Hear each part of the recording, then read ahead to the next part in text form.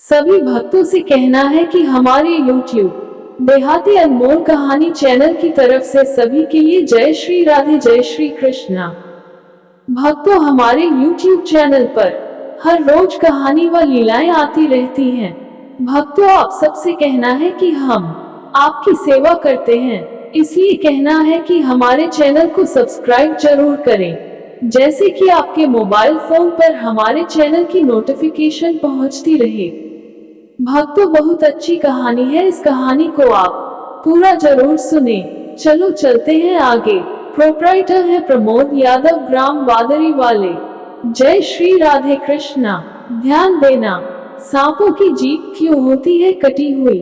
ये तो हम सभी जानते हैं कि सांप की जीभ आगे से दो हिस्सों में बटी हुई होती है, किंतु ये ऐसी क्यों होती है, इसका वर्णन महाभारत में उल्लेखित है। वेदव्यास रचित महाभारत में इससे संबंधित एक बहुत ही रोचक कथा है, जो इस प्रकार है।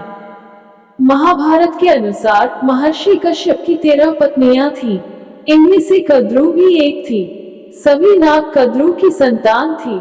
महर्षि कश्यप की एक अन्य पत्नी का नाम विंता था। पक्षीराज गरुड़ विंता के ही पुत्र थे। एक बार कद्रू और विंता ने एक सफेद घोड़ा देखा। उसे देखकर कद्रू ने कहा कि इस घोड़े की पूंछ काली है, और विंता ने कहा कि घोड़े की पूंछ सफेद है। इस बात पर दोनों में शर्त लगी।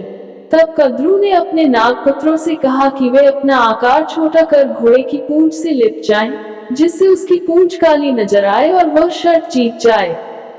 कुछ सर्पों ने ऐसा करने से मना कर दिया।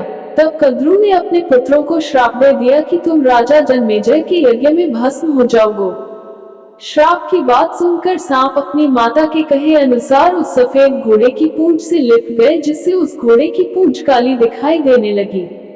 शर्त हारने के कारण विंता कद्रू की दासी बन गई।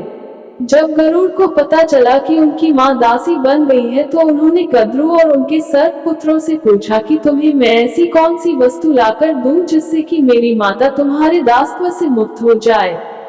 तब सर्पों ने कहा कि तुम हमें स्वर्ग से अमृत लाकर दोगे तो तुम्हारी माता दासत्व से मुक्त हो जाएगी। अपने पराक्रम से गरुड़ स्वर्ग से अमृत कलश ले आए और उसे कुशा यानी एक प्रकार की धारदार घास पर रख दिया। अमृत पीने से पहले जब सर्प स्नान करने गए, तभी देवराज इंद्र अमृत कलश लेकर पुनः स्वर्ग लौट गए। ये देखकर सांपों ने उस घास को चाटना शुरू कर दिया जिस पर अमृत कलश रखा था। सर्पों को लगा कि इस स्थान पर थोड़ा अमृत का अंश अवश्य होगा, लेकिन घास नोकीली होने के कारण सभी सर्पों के जीभ के 2 टुकड़े हो गए।